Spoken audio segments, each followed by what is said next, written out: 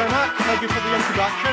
It's so good to see you all here. I want to thank Rohit because normally it's the KPMG guy that gets up and starts scaring you all with new regulations, but he did it with PDPD. So I can't do any worse than that. And good news is I'm not going to talk about new regulations today. So thank you so much. My job, though, is to share a little bit with you all about the macroeconomic environment and some of the big challenges and issues and opportunities that our clients are telling us about. And by the way, it's great to see so many wonderful KPMG clients here today. Thank you guys for your support. It's just tremendous. Yeah, indeed. Yeah, they deserve a clap.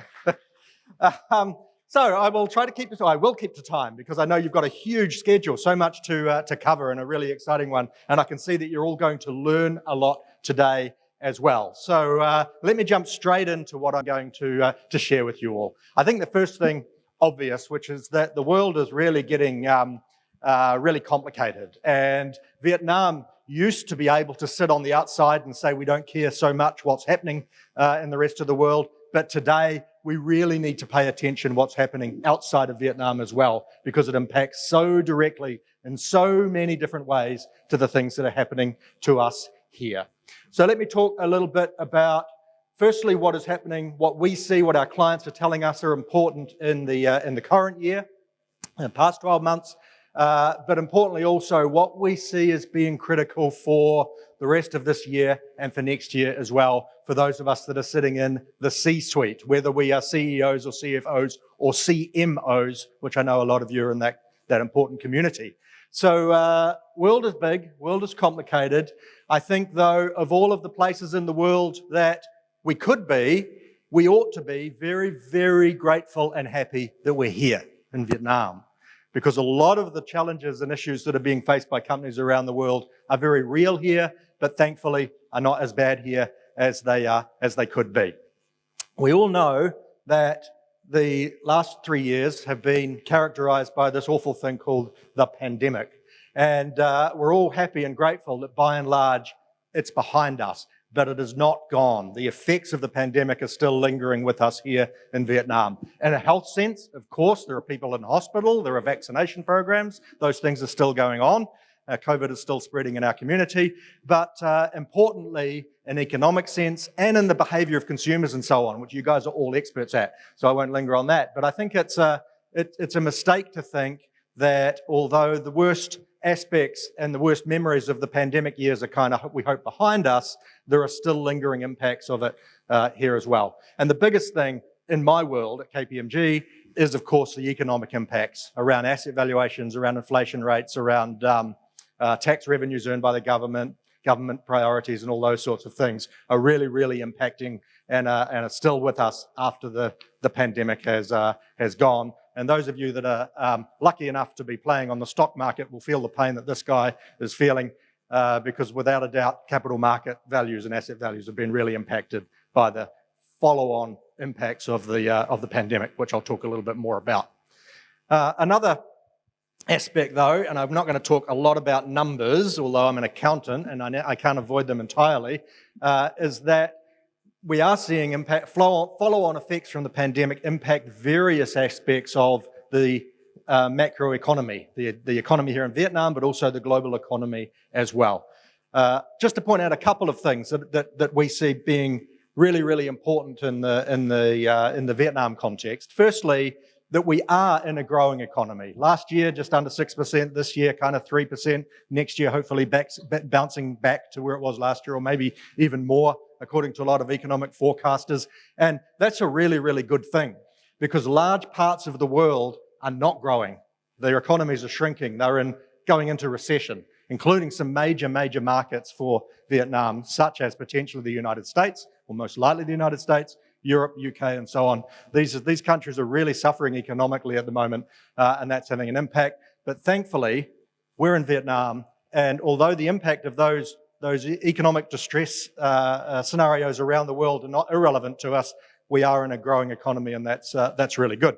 We're also in an economy there that is creating jobs. People are getting jobs. And what is really important is that the nature of the workforce is changing at the moment as well. While people are moving, as they have been for 25 years, from agriculture sector into manufacturing jobs and consumer service or service sector and what have you. Even in the manufacturing sector, we're seeing an increase in the value of the work that is being done in Vietnam, better engineering jobs, increased focus on R&D. These sorts of things are very important and very good for the health of the economy and for those of us that are here.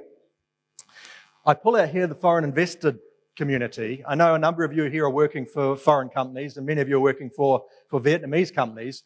And in many, many respects, the big story of the last decade or two in Vietnam has been the rise of big Vietnamese companies in the consumer space in particular, some real world-class companies that are competing with the MNCs in consumer. But Vietnam is still a really, really important place for foreign direct investment. And Vietnam is a capital importing country. We need investors to be putting money in here. Investors typically come in here for one of two reasons: to access the famous Vietnamese consumer, which you guys are all well aware of and are familiar with, or to use Vietnam as an export base, a manufacturing base for export. And that's become a really, really significant feature of the Vietnamese economy over the last 20 years, accelerated by Trump's trade war with China, amplified by Vietnam's excellent record of signing up trade agreements and keeping the commitments that they make to trading partners. And you can see where the money's coming from. Really pleasingly, the long-term investors in Vietnam from elsewhere in Asia, particularly North Asia, Japan, Korea, Taiwan, continuing to bring money in. Emerging interest from China. What that is Chinese companies in some cases copying what multinational companies are doing, which is diversifying their own supply chains, investing in manufacturing here so they can supply other places in case it becomes more difficult to do so from China. Really important in the last few years has been direct investment from Western multinationals. So the Western companies from Europe, from the United States, have often invested in Vietnam indirectly through their manufacturing partners. We're seeing quite a trend of direct investment, and you can see some of the flags that are appearing in there. Investment from the United States, from the UK, from Denmark. We know with our friends from Lego making a major investment into Vietnamese manufacturing in an environmentally friendly way as well. A really important and interesting set of trends coming in FDI. And as I said, better quality FDI into R&D, into higher value manufacturing, and so on. So this is really, really important. And Vietnam getting a return for executing trade deals. And trade deals mean a couple of things. One, that if you make something in Vietnam, you can more easily export it and access foreign markets, and that's what makes it attractive to invest here. But also modern trade agreements, like the UK and the EU agreement, require the Vietnamese government to make all sorts of promises on economic reform and liberalisation. So the trade agreements are really, really important to Vietnam being a great place to invest and do business as well. I'm not going to dwell on digital. This is another lingering thing from the pandemic, where the accelerated adoption of the digital economy or digital tools by consumers to buy or by companies to make their supply chains more efficient has been really, really important.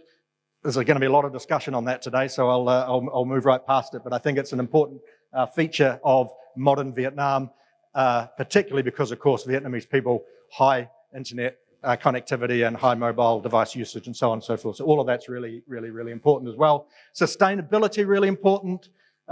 Please don't look at Boris Johnson. Look at Prime Minister Chin there at the centre of that photo, who's took Vietnam at COP26 to the really forefront of the climate change debate and made big commitments around Vietnam becoming carbon neutral by 2050 as well. So sustainability as a theme in investment and business is really, really critical. The Vietnamese government's been very, very proactive on it, and that's going to be a great feature of Vietnam's success going forward because consumers are demanding it not only here but all around the world as well.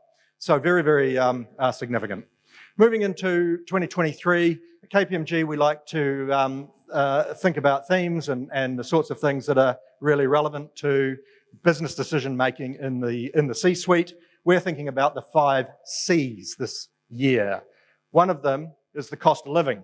We're quite lucky in Vietnam. Inflation is pretty low, but it's double digit in most of the Western world and in other advanced economies as well. And that's come about because of energy price increases after the war in Ukraine, governments increasing the money supply during COVID, supply chain challenges and so on and so forth. It's pushing up inflation.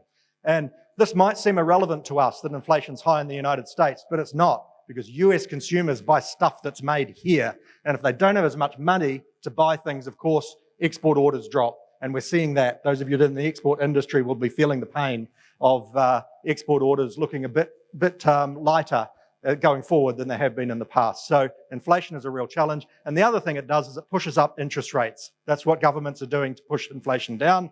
What that does is makes money more expensive, which makes it harder for companies to raise capital or debt and to service it. And we're seeing that flow through in Vietnam into real pressure in the property market, for example, and in the ability of companies to execute M&A deals. So these things are very real, the cost of living situation impact on us here in Vietnam. The second of the 5 Cs, unfortunately, we can't escape it, is conflict. There is still a war in Europe.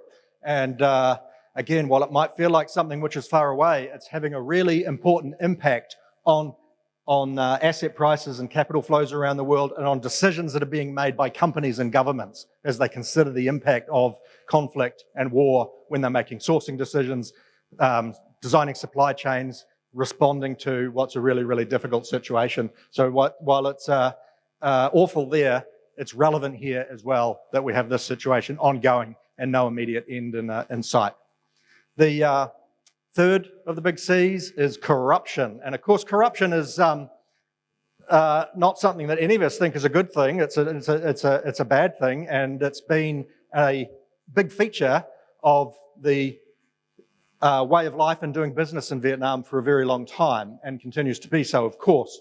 But as you all know, the government, General Secretary Trong, are determined to take concrete measures to reduce corruption in Vietnam. And we've seen this play out over the last couple of years through initial action in relation to state sector procurement. Then it moved into the private sector and continues to do so in the securities industry, the property industry, banking, and so on and so forth, right to the very top levels of the government as well. So the anti-corruption campaign is having a very significant impact on the business environment in Vietnam. Of course, in the medium and longer run, it will be a good thing, because nobody wants to work and do business in a corrupt country, and this will reduce that. In the short term, it is having an impact on those of us in business, because it's resulting in uncertainty about the business environment and who we're doing business with, and it's resulting in some degree of fear and therefore inertia. So you hear problems with government decision-making, actions being taken, and so on and so forth, as the anti-corruption campaign moves through the society and the economy. So it's a relevant thing for any of us in business to think about the impacts of this, short and long term, as we address the reality of it going on, and we hope that it goes the right way. The fourth of the big C's I want to talk briefly about is customers. And again, you guys are expert in this field, and you're going to be talking about it a lot today. But we see it at KPMG, our clients who are really focused on differentiating themselves, understanding that they need to think about customers in a new way. When you're in an environment with high inflation and cost of living, and people have higher interest rates, or maybe having trouble buying their apartments, or making big buying decisions, they are much more focused and much more careful about how they spend their money. It's a much more competitive environment as well. As I said, as foreign companies enter the market, the competitive environment increases. We see clients talking to us increasingly about how they deal with customers. So just briefly, KPMG does a lot of work in this area. Our consulting teams do a lot of work in this area, and we have something called the Customer Experience Excellence Report, which you can find on kpmg.com.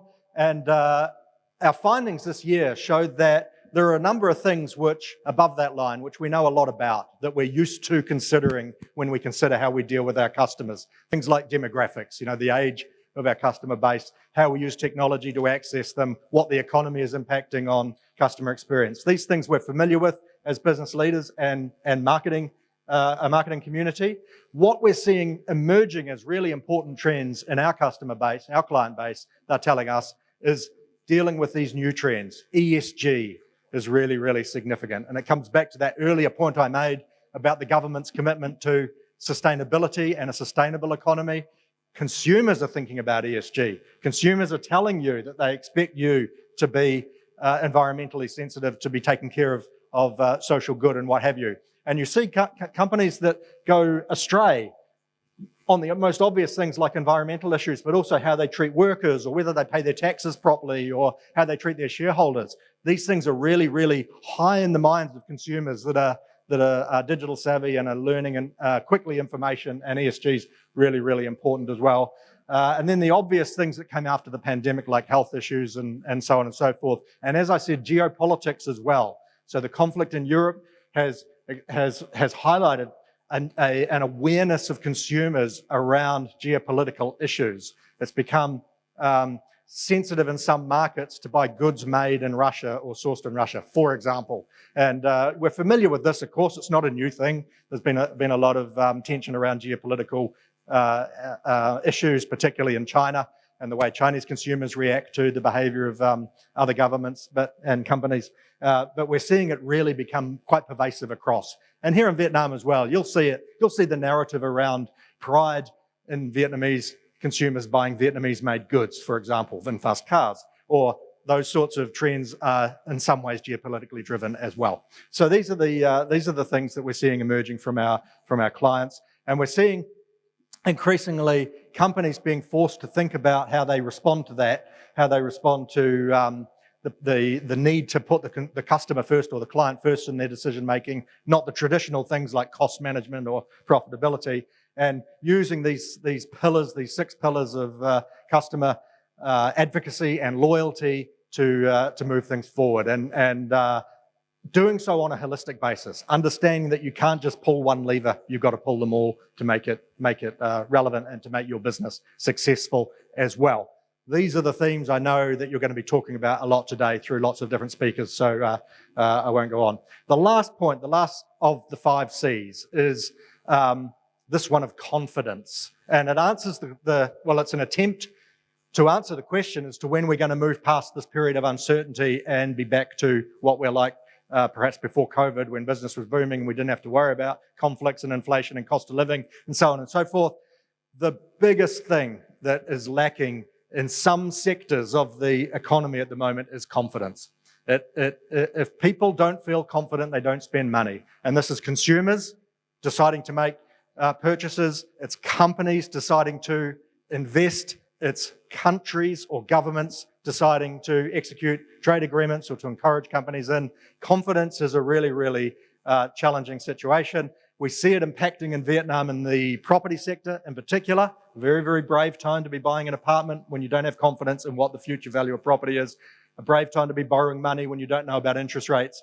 A brave time to be investing in the stock market or putting money in a bank even, because there is so much uncertainty. So the answer to when things will sort of change is as we see confidence coming back into the market and into the mindset of people, because often this is a self-fulfilling challenge, the issue of confidence. So that is the situation that we see at KPMG. Thank you very much, ladies and gentlemen. You've got a big day, so I wish you all well with it.